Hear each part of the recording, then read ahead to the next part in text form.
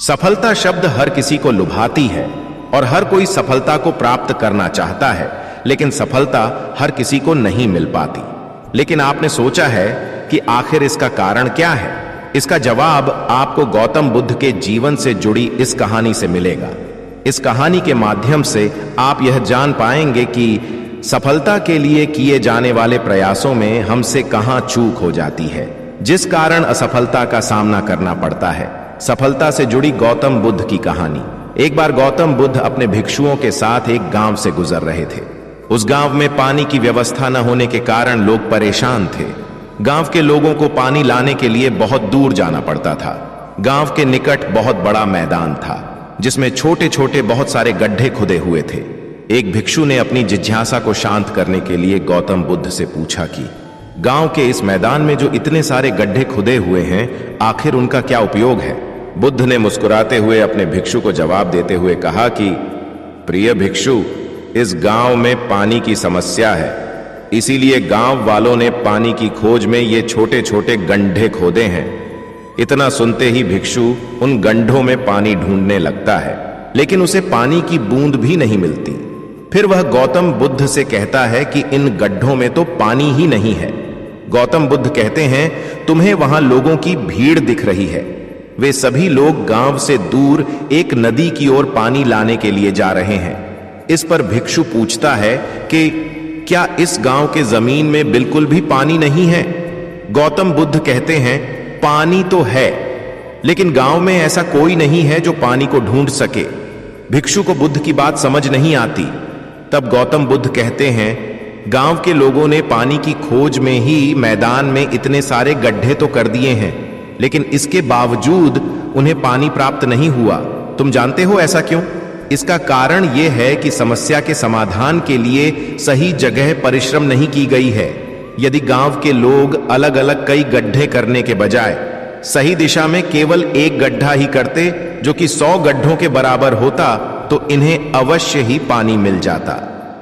गौतम बुद्ध से जुड़ी इस कहानी से हमें यह सीख मिलती है कि मनुष्य का मन भी ठीक इसी तरह से 100 दिशाओं में भागता है, लेकिन यदि मन को एक दिशा में केंद्रित कर काम किया जाए तो लक्ष्य तक अवश्य ही पहुंचा जा सकता है और सफलता भी प्राप्त की जा सकती है। असफलता का कारण मन का चारों ओर भटकना ही है। एक और कहानी आपके लिए। काफी समय पहले की बात है। प्रतापगढ़ नाम का एक राज्य था। वहां का राजा बहुत अच्छा था, मगर राजा को एक सुख नहीं था।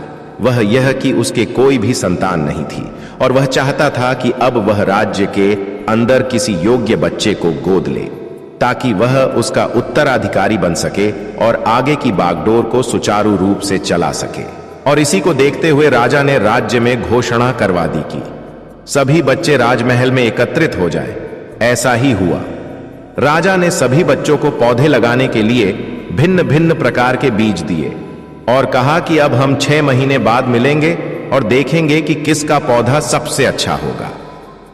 महीना बीत जाने के बाद भी एक बच्चा ऐसा था जिसके गमले में वह बीज अभी तक नहीं फूटा था, लेकिन वह रोज उसकी देखभाल करता था और रोज पौधे को पानी देता था।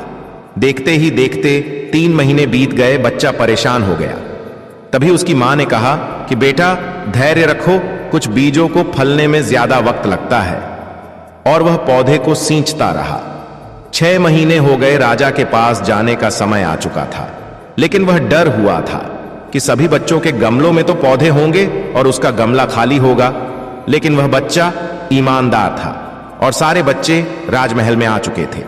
कुछ बच्चे जोश से भरे हुए थे, क्योंकि उनके अंदर राज्य का उत्तराधिकारी बनने की प्रबल लालसा थी।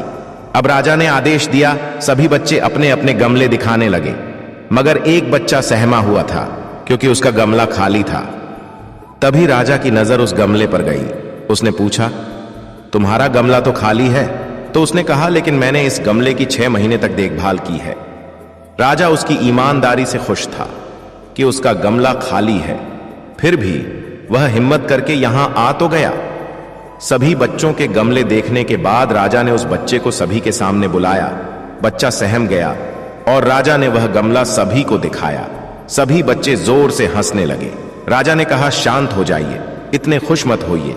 आप सभी के पास जो पौधे हैं वो सब बंजर है। आप चाहे कितनी भी मेहनत कर लें, उनसे कुछ नहीं निकलेगा। लेकिन असली बीज यही था। राजा उसकी ईमानदारी से बेहद खुश हुआ और उस बच्चे को राज्य का उत्तराधिकारी बना दिया गया। लेकिन हमें इस कहानी से क्या सीखने को मिला? हमें यह सीखने को मिला, अपने अंदर ईमानदारी का होना बहुत जरूरी है।